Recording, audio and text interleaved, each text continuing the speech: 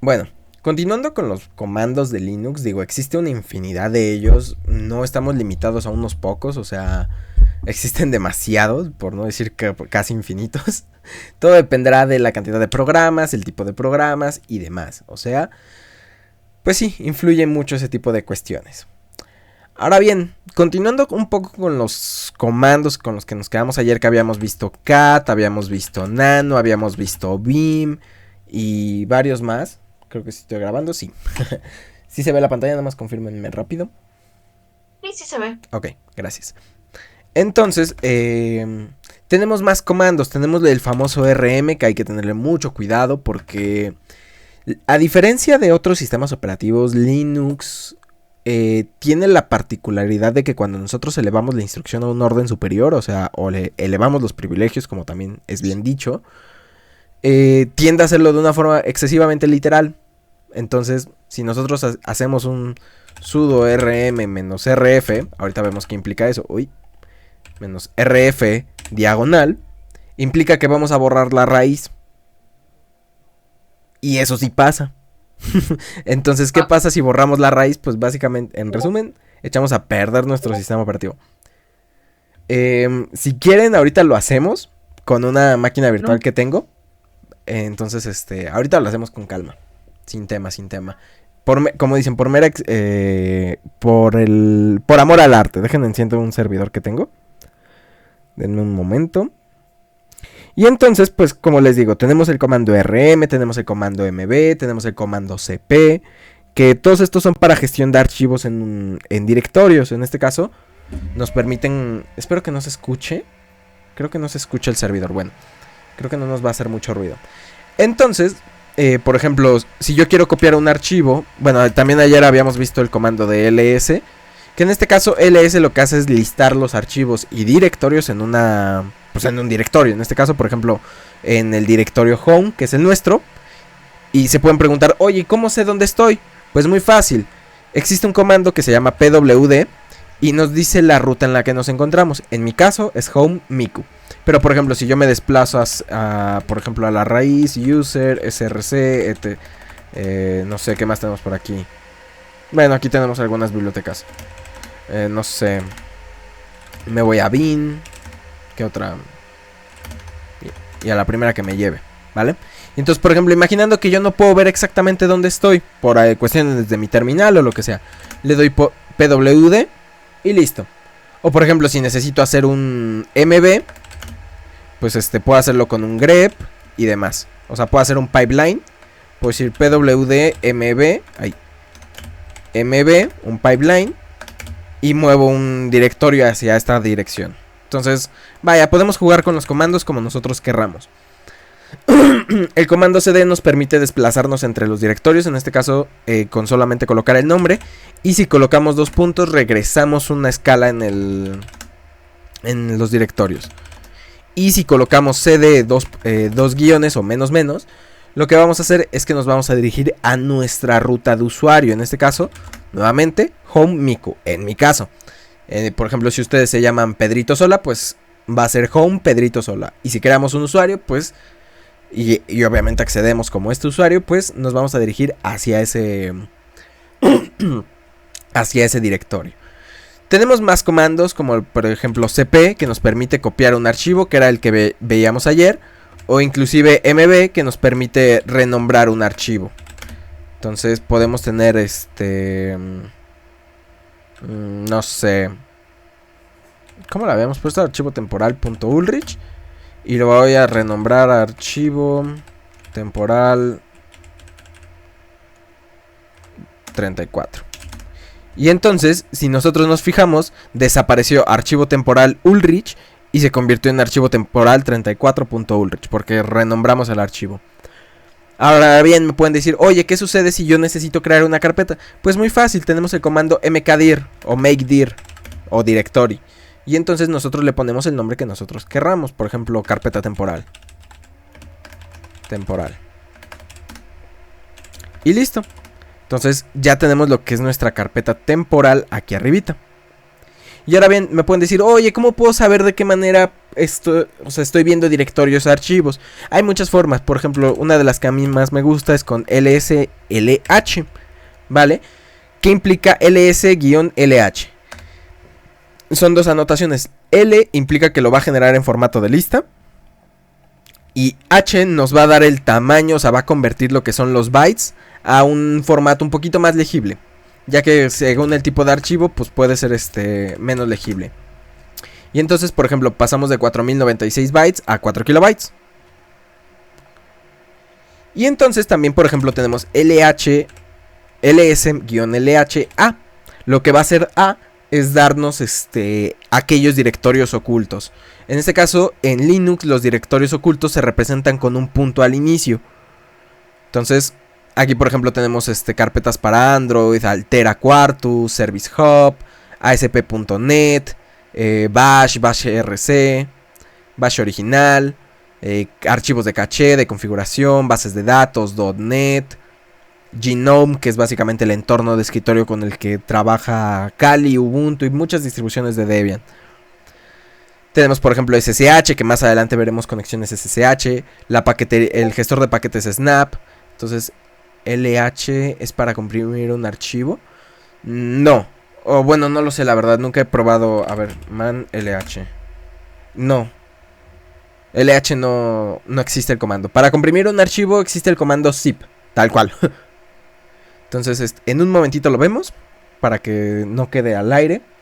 Lo que vemos aquí son enlaces simbólicos, que básicamente nos dice que en el directorio, en este caso, en este directorio, pwd, home miku, se va a encontrar lo que es un enlace hacia una carpeta llamada Android, la cual originalmente está en esta ruta, ¿ok? Nosotros la vemos aquí y cuando nosotros accedemos, como tal estamos accediendo a esta ruta, no estamos accediendo a esta como tal. No sé si me expliqué. Puede parecer un poco complejo, pero se representa de esta manera, o de una manera un poquito más gráfica, es de la siguiente manera. Déjenme ver si se ve por aquí. No. Ok. Pensé que se veía, ¿vale? En el caso de mi equipo, yo cuento con dos unidades de almacenamiento. Cuento con un SSD donde tengo el sistema operativo y tengo un SSD secundario donde tengo, pues en general, todo lo demás. Precisamente como se le conoce, unidad esclava. Entonces, pues obviamente para yo no tener que estar haciendo una serie de pasos para poder insertar la unidad y que la reconozca y acceder desde ahí, lo que hago es precisamente premontarla y pues ya directamente genero los enlaces simbólicos. Entonces yo desde mi directorio principal accedo a ellos. Esto también es muy útil cuando por ejemplo queremos instalar programas, pero no lo queremos hacer en nuestra unidad principal. Y me pueden preguntar, oye, ¿cómo veo las unidades que yo tengo instaladas? Pues muy fácil. Tengo varios comandos. En este caso uno de los primeros es fdisk -h, creo que era. -l. Y en este caso, como requiere ser con permisos de orden superior, pues obviamente no nos deja. Aquí directamente nos dice permisos denegados. Pero, pues para eso tenemos nuestro famoso sudo fdisk -l. Y entonces pues ya nos pide nuestra contraseña y nos arroja todas las particiones, ¿ok? Nos arroja todas las particiones de la unidad. En este caso, en ciertos puntos las agrupa.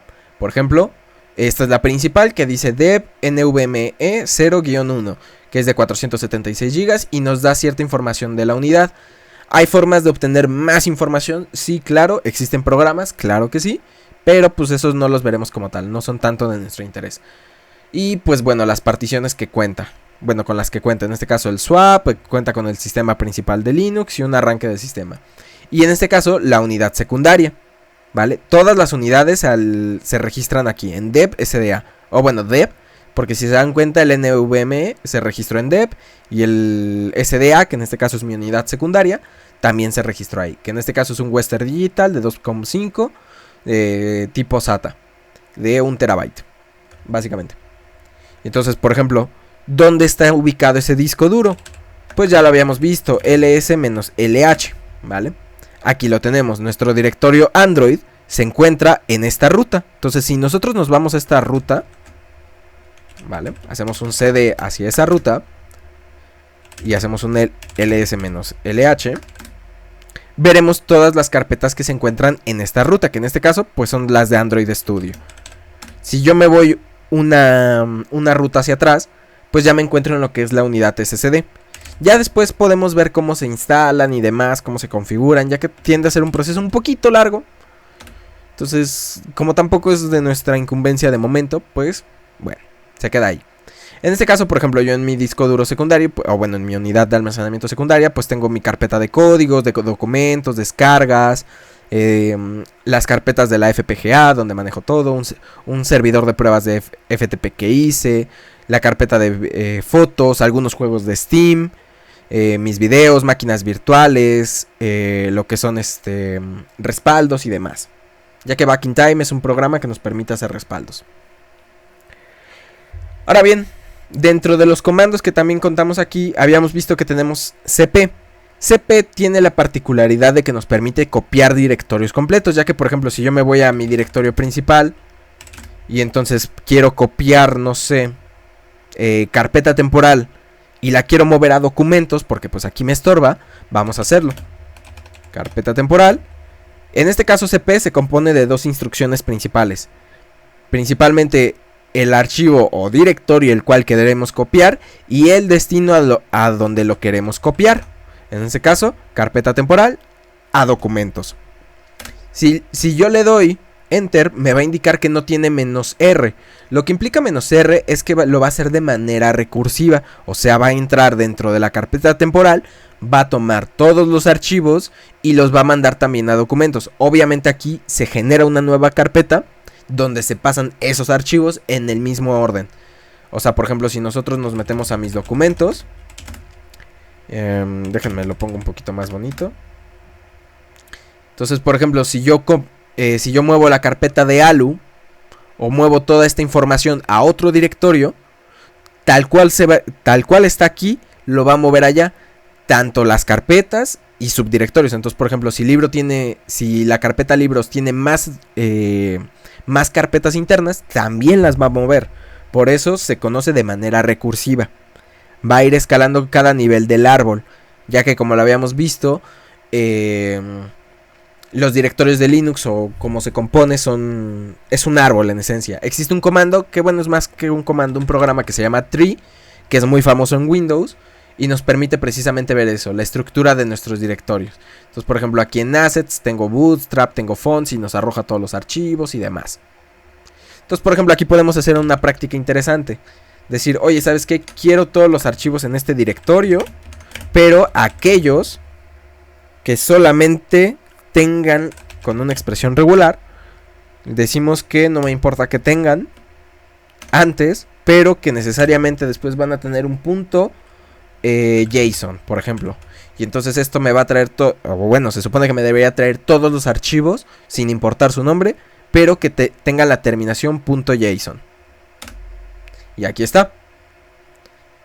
No importó todo lo que tenían antes, simplemente que tuvieran un JSON o .json. Entonces aquí ya me los puede mostrar. Claro, ya son muchos, entonces no lo vamos a hacer. Vamos a hacer, por ejemplo, uno de C#, archivos de C#. Y aquí está. Obviamente esto solo, me trajo los CSS. O sea, CSV, CSS y demás. Pero bueno.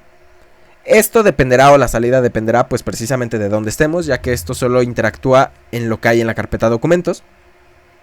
Y así. Ahora bien, estábamos con lo de cp, ¿vale? Entonces vamos a hacer cp-r, carpeta temporal, y a dónde la queremos mandar, en este caso a documentos. Más que mandarla, la estamos copiando literalmente, o sea, eso implica el comando cp-copy. Y entonces, pues aquí sigue nuestra carpeta temporal, pero si nosotros nos vamos a documentos y hacemos un ls-lh, le pasamos una tubería y le decimos que me traiga aquella que se llame carpeta temporal, aquí está. Me trajo lo que fue la carpeta temporal. Perdónenme. Ahora bien, vamos a acceder rápidamente o vamos a ver rápidamente lo que son las conexiones SSH. Ya que pues ya tengo el servidor encendido. Denme un momento y se los muestro. Un segundito.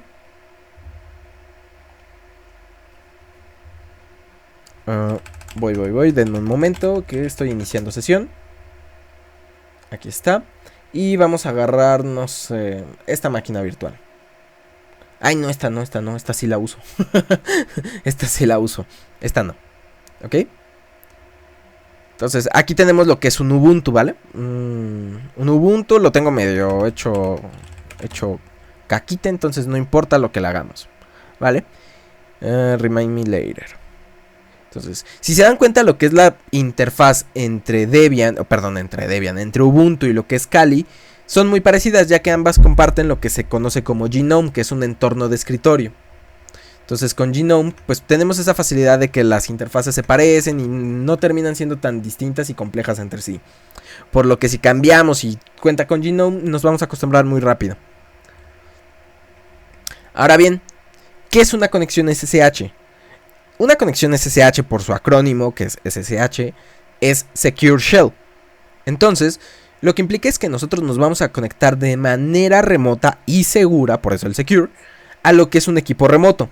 O un equipo en este caso, pues sí, un equipo remoto, ya sea en red local o en WAN. O sea, por ejemplo, un equipo que esté en Rusia y así, al cual tengamos acceso, ya sea por una VPN o por IP pública. Que eso nunca pasa, lo segundo.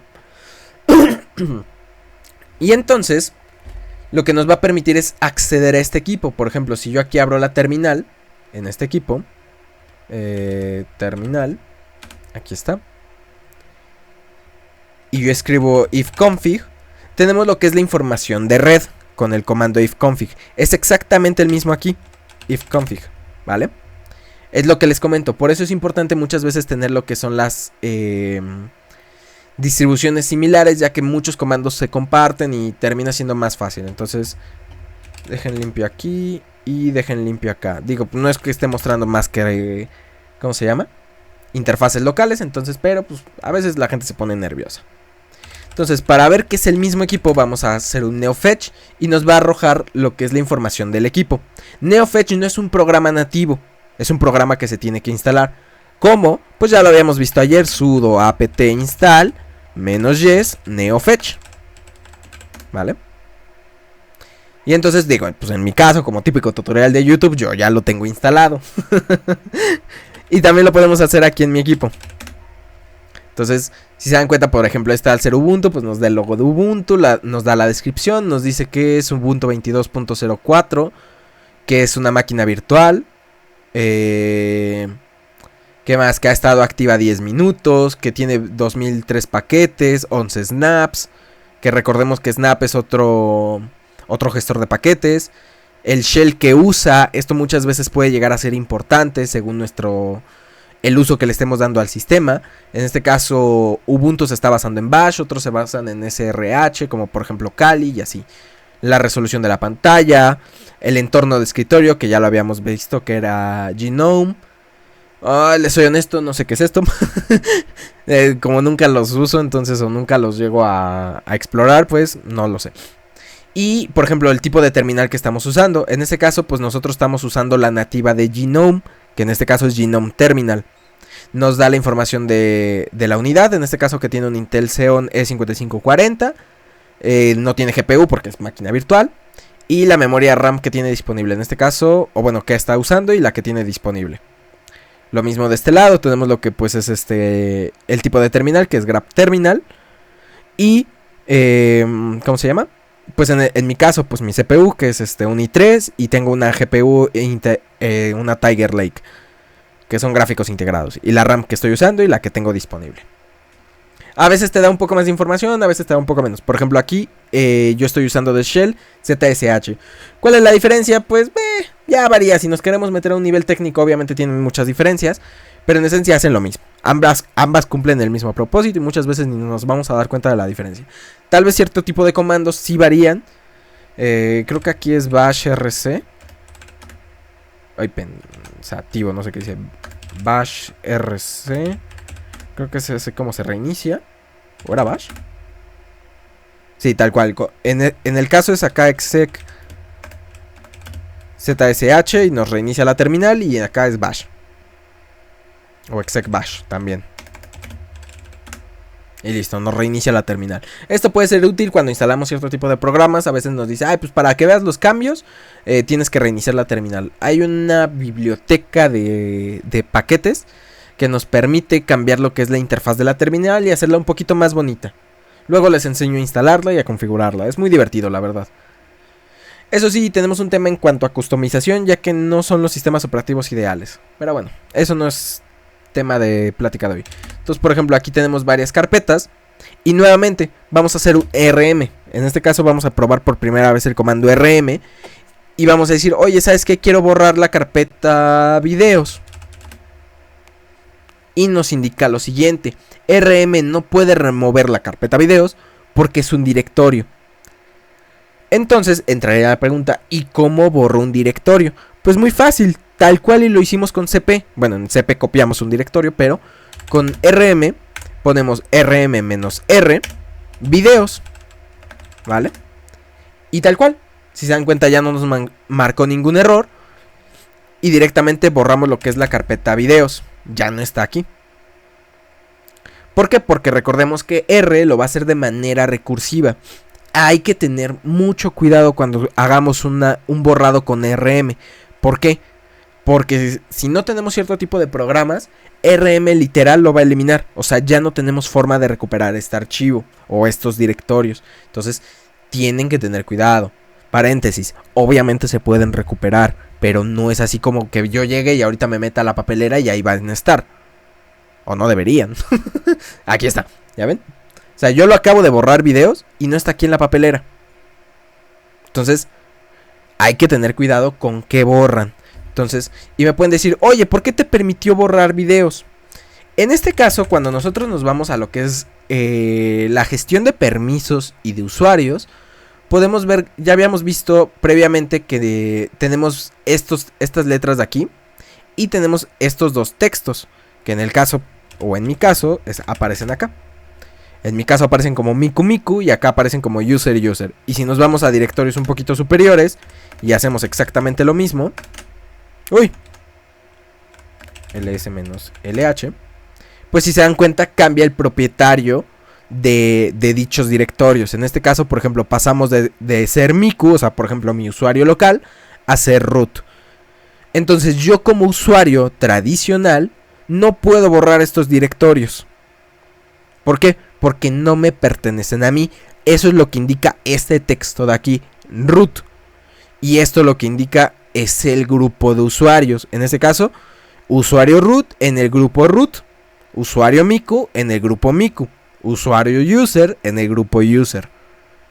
Y podemos tener gran variedad. Podemos tener a Miku en el grupo de root y demás. Pero eso ya son otras pláticas y otras cuestiones.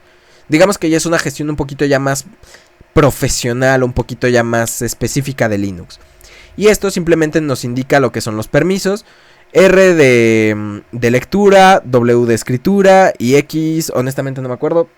Lectura, escritura y... ay, no me acuerdo. Les fallo un poco en la combinación. Pero básicamente es de usuario, de superusuario y de perfiles, algo así era. Al rato les paso bien la guía que explica a detalle esto. Esto de momento a nosotros no nos interesa, también por eso no me estoy enfocando tanto en ello. Pero pues es importante que lo conozcan. Y ya poco a poco, conforme ustedes empiecen a trabajar con Linux, los van a empezar a comprender y entender un poco más.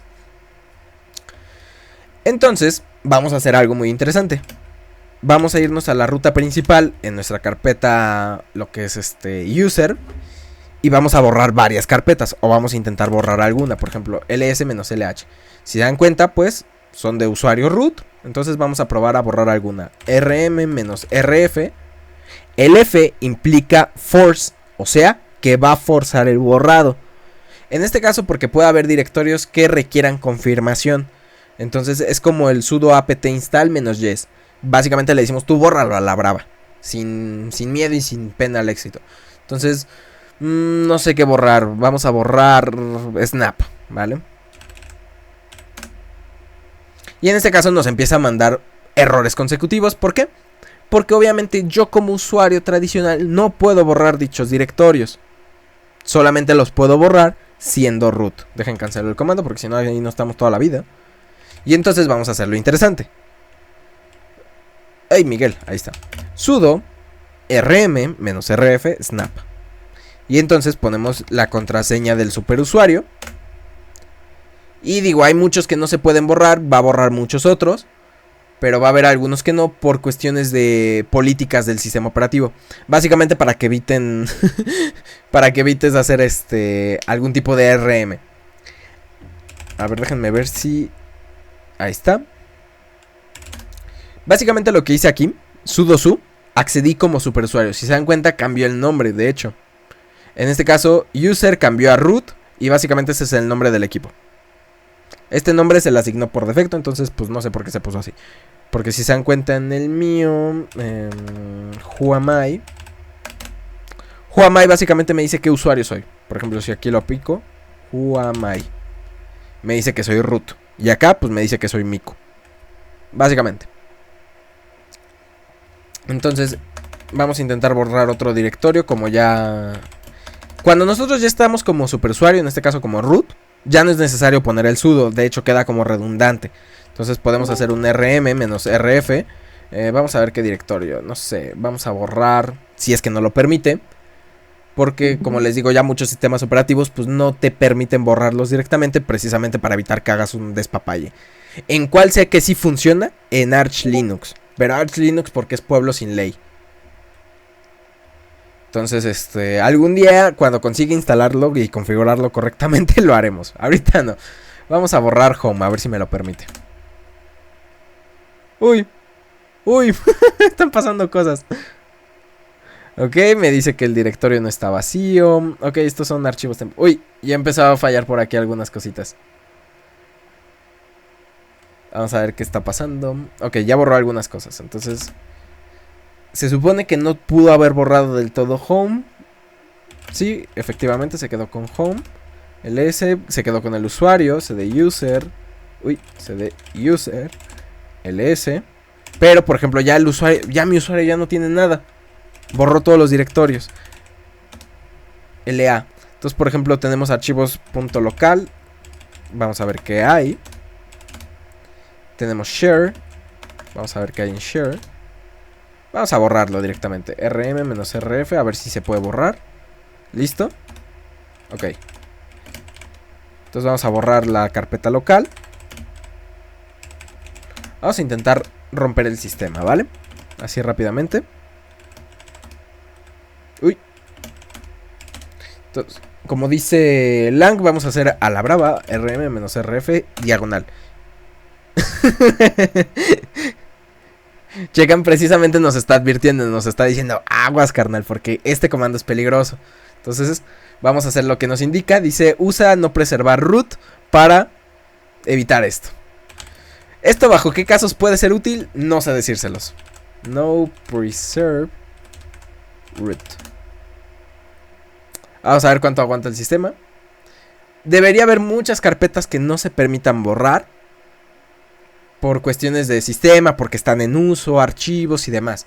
Porque hay cierto tipo de archivos que no se pueden borrar porque están siendo usados. Entonces, por ejemplo, aquí nos indica bootfi, nos indica que no se puede borrar porque está usado o está en modo de uso. Estas carpetas porque están en modo de solo lectura, por ende, pues aunque estemos en superusuario, pues no las podemos borrar. Cuando está así, nos estamos dando cuenta que está borrando muchas cosas o directamente ya nos echamos la terminal. Efectivamente, ya nos echamos la terminal. Entonces vamos a ver si tenemos algún tipo de programa, si funciona el sistema. No, ya está corrupto. Básicamente nos echamos nuestro Linux. Entonces, por eso también hay que tenerle no miedo, pero sí respeto a Linux. ¿Por qué? Porque podemos usar... Ya empezó a desaparecer todo. Podemos hacer este tipo de cosas. Y pueden decir, oye, ¿no nos ibas a enseñar conexiones SSH? Sí. Con esta máquina ya no podemos porque pues ya la echamos a perder. Ay, perdónenme, no sé qué traigo. Pero para eso vamos a conectarnos a otra máquina virtual que yo tengo aquí. En este caso con esta dirección. SSH se compone de... tiene muchas utilidades y tiene muchas funcionalidades. Pero la principal es esta. El comando, obviamente SSH, que es nuestro programa.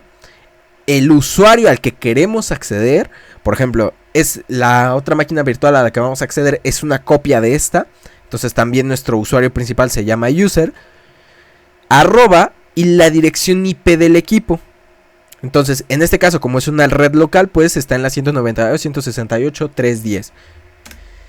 Como yo ya he estado conectado a este equipo, no me aparece un mensaje. ¿Qué mensaje les debería aparecer a ustedes? Obviamente con un equipo que ustedes nunca se hayan conectado, les va a decir, oye, ¿sabes qué? Pues estas credenciales yo no las conozco, o esta ruta yo no la conozco. ¿Quieres guardar el acceso o las claves privadas? Ya que se tiene que hacer una encriptación de punto a punto para poder generar una conexión segura. Entonces, por ejemplo, cualquiera que intercepte los paquetes de mi conexión SSH no los podrá ver o no podrá ver qué es lo que estaba haciendo yo. Y entonces, pues solamente tengo que colocar la contraseña del usuario y listo, estoy en el equipo remoto. En este caso, pues como les dije, como es una copia idéntica, pues literal se llama igual. Y pues nos da un poquito más de información del sistema. Nos dice bienvenidos a Ubuntu 22.04 y demás. Nos dice que necesitamos o tenemos 74 actualizaciones pendientes. En algunos casos nos indica quién fue o qué IP fue la última conexión entrante y demás. Pero eso ya depende del sistema operativo.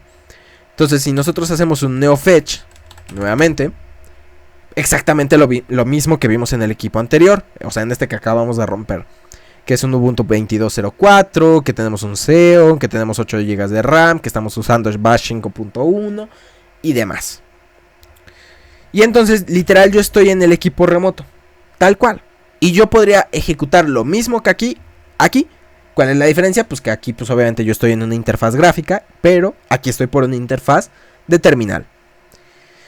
Y esto es muy útil cuando nosotros nos necesitamos conectar a servidores remotos. Y bueno, por hoy le dejaremos aquí. Mañana continuaremos, bueno, no mañana, pero la siguiente clase continuaremos con más comandos y un poquito más de cosas. Aprenderemos a instalar paquetes, que ya no nos dio tiempo hoy, y a configurar ciertas cositas de nuestro entorno. Por ejemplo, agregar alias y a configurar otras cuestiones más.